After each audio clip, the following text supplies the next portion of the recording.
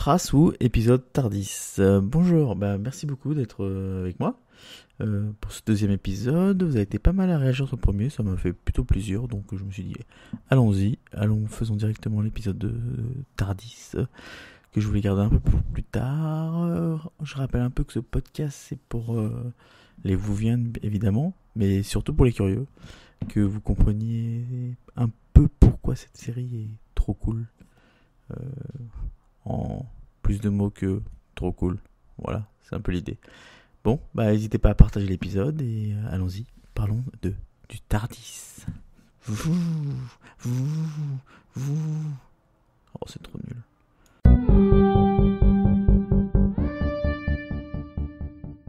Le Tardis.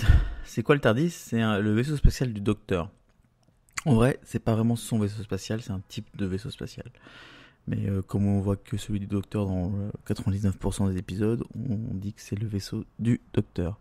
Le TARDIS, ça veut dire en français temps à relativité dimensionnelle interspatiale. Je l'ai répété plusieurs fois pour le dire bien, mais en anglais c'est Time and Relative Dimension avec un S in Spaces. Bon, on s'en fout un peu, hein, le TARDIS en gros c'est un vaisseau qui voyage dans le temps et l'espace. L'acronyme c'est juste pour la blague, parce qu'ils ont essayé de remettre un sens à ce mot. C'est un des piliers de la série même, pardon. C'est un des trois trucs. Pour moi, il y a le Docteur, le TARDIS et les extraterrestres. Et le TARDIS est effectivement présent dans presque tous les épisodes. Il doit bien y avoir une ou deux exceptions pour les psychopathes. Et il est présent dès le premier épisode. Je vais vous donner quelques petits trucs trivia qui sont rigolos. Par exemple, normalement, il devait changer de forme. Le TARDIS, en fait, c'est un vaisseau spatial qui est polymorphe, ou enfin ce que tu veux, quoi. En gros, il peut changer de forme extérieure pour être en mode caméléon. D'ailleurs, je crois que le mode s'appelle le mode caméléon. Et comme la série commençait en Angleterre, c'était une police box. Donc, du coup, les police box, c'était les boîtes que les gens pouvaient utiliser pour appeler la police. Au début du siècle. En fait, ça n'a même pas été très long, mais en fait, il y en a eu. Du coup, c'était le premier visage du TARDIS, la première coque. Ils ont décidé de pas continuer à changer l'extérieur parce que en fait, ils n'avaient pas d'argent. Voilà, c'est aussi simple que ça. C'est pour ça que maintenant, on a toujours la même box. Il y a eu des moments où ils ont changé l'extérieur de la boîte bleue, qui n'était plus du coup bleue, elle a été des cailloux, elle a été plein de choses, mais c'est pas très disons que c'est en fait maintenant c'est devenu tellement important que même on pense même plus à la boîte bleue de la police box anglaise, on dit un TARDIS pour tout. C'est même une marque déposée par la BBC, c'est même une couleur. On dit le bleu TARDIS, en fait il y a un bleu spécial pour le TARDIS. Et ce qui fait que en fait c'est rentré dans les mœurs, c'est que c'est en fait on le trouve un peu partout dans la culture pop. Dès que t'as un vaisseau qui voyage dans le temps et l'espace, on dit oh tiens regarde, fais pas genre t'as un TARDIS. Voilà, bon je vais pas donner la rêve de ce truc parce que c'était trop nul. C'est une série que j'aime pas. Big Bang Theory. Et si qu'est-ce que je peux vous dire d'autre sur le TARDIS sans être trop chiant ? Ah oui, il y a un truc qui est important, c'est que le TARDIS, c'est pas vraiment un vaisseau. En fait, c'est un vaisseau vivant. Il a effectivement une âme. Hein, ouais. Et aussi, il est composé d'une dying star, c'est-à-dire une étoile qui se meurt en tant qu'un des moteurs. Donc, vous vous rendez compte, c'est un vaisseau qui est bien sûr plus grand à l'intérieur. Hein. Ça, c'est la technologie Time Lord. La Time Lord, c'est la race des docteurs, enfin du docteur. Donc, le docteur est un Time Lord. On reviendra peut-être dessus, mais ça risque d'être un peu compliqué Time Lord de vous expliquer.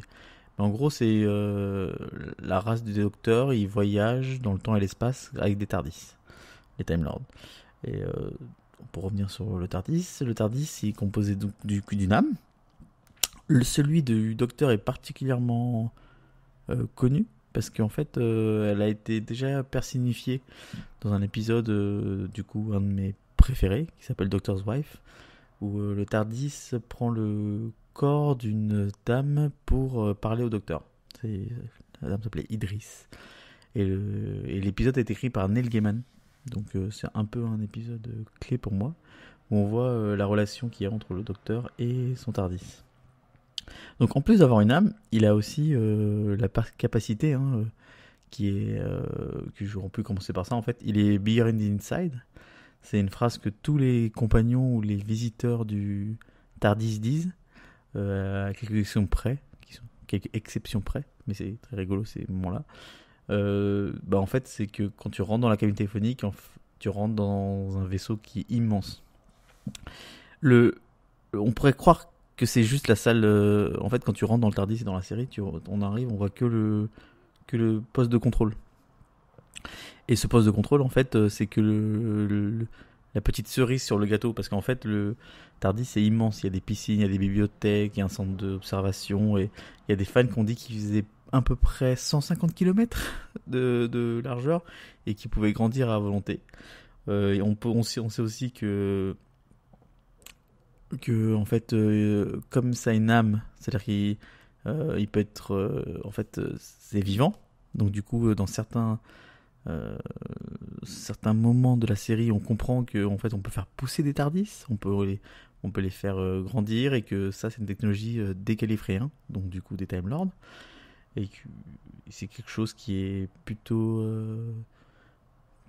cool pour moi. En fait, je trouve ça vraiment cool que le vaisseau spatial soit ait une âme, et dans le premier épisode, on voit que le docteur, il a volé son TARDIS pour partir au voyage, pour voyager à travers le temps et l'espace. Et on comprend dans Doctor's Wife, l'épisode que je vous ai parlé avant, qu'en fait c'est le TARDIS qui l'a volé. Donc c'est rigolo. C'est comme si le vaisseau volait son pilote. Et ça représente un peu peut-être même la folie de Doctor Who, c'est que le vaisseau, en fait, des fois, il fait un peu ce qu'il veut. On comprend aussi que le docteur, il sait pas trop bien le piloter, parce que normalement, il faut le piloter à 6 personnes. Il est tout seul. Donc on voit qu'il galère, et on comprend lorsqu'il rencontre d'autres gens qui connaissent le TARDIS, qui le maîtrisent pas forcément. En fait, il est comme vraiment un enfant qui a volé un vaisseau qui est trop compliqué pour lui. Et même après 67 saisons, ça dépend de quelle référentiel tu prends, même maintenant, il sait pas encore complètement le maîtriser. Et ça donne des scènes cocasses où d'autres gens lui expliquent comment utiliser son vaisseau. Et il aime pas trop ça. Mais c'est ce qui se passe, quoi. C'est parce que le TARDIS, c'est vraiment le centre de l'histoire, même dans sa façon d'aller n'importe où.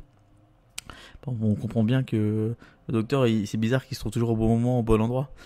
Et ça, dans l'épisode Doctor's Wife, encore une fois, on comprend que c'est elle qui décide. Oui, parce que c'est une âme un peu genrée. On dirait que c'est une femme, mais bon, je suis pas sûr.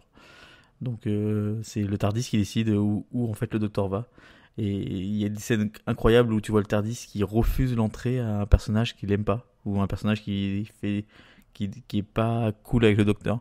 Donc oui, le TARDIS a une âme, et c'est quelque chose qu'on sait pas trop. On n'est pas trop au courant si on suit pas trop la série. Et voilà, c'est tout ce que j'avais à dire. TARDIS, c'est vraiment trop cool. J'aime vraiment beaucoup le TARDIS et son caractère. Oui, vous avez compris que Doctor's Wife, c'est un de mes épisodes préférés. Je peux vous donner quelques petits trucs rigolos sur la série. Par exemple, vous savez que dans chaque nouveau docteur, le centre de contrôle est modifié. Et en fait, une raison simple, c'est un thème. En fait, ils en parlent dans l'épisode des 50 ans, où on voit que les docteurs, en fait, ils ont des thèmes qu'ils aiment bien. Et en fait, c'est comme quand on avait sur ton téléphone quand tu changes de thème. En fait, c'est tout simplement ça. Il n'y a pas de truc plus compliqué, c'est qu'à tout moment ils peuvent remettre un ancien thème ou en changer. Voilà. Comment ça s'appelle, le centre, en fait, tout ce qu'on voit du TARDIS, c'est un thème. Parce que finalement, on voit jamais le vrai TARDIS ni à l'extérieur ni à l'intérieur. À l'extérieur, il y a des phrases débiles qui disent oui, s'il se posait dans sa vraie forme, il ferait la taille de la planète et tout, ça ferait exploser tout. Bon, ça, je sais pas trop, mais c'est de la technologie de Gallifreyan, j'en ai aucune idée du sens logique pour nous. Ah ouais, il y a un dernier truc que je vous ai pas dit. C'est il y a un champ de traduction. Voilà. Bon, ça c'est le petit truc qui justifie que tout le monde parle anglais dans toute la galaxie du monde. C'est que le TARDIS, il a un champ qui est assez grand qui permet de traduire à la volée tout ce qui se passe pour les personnes qui sont autour du TARDIS. Voilà, ça c'est le petit côté Deus Ex. Donc j'espère que vous avez compris un peu plus ce que c'est le TARDIS. C'est un élément très important de la série. J'espère que pour ceux qui connaissent très bien la série, je vous ai donné un ou deux trucs rigolos à sortir en soirée. Et puis voilà, c'est vrai, on va pas les faire plus long, hein. Je vous fais des gros bisous et au prochain épisode, je ne sais pas encore ça va être sur quoi. N'hésitez pas surtout à partager, parce que c'est un tout petit podcast que je fais tout seul et que j'adore vos retours en fait. Voilà, j'adore quand vous me dites oh putain t'as dit n'importe quoi, oh putain on t'en va. Voilà, j'aime bien vos retours et regardez Doctor Who, c'est trop cool.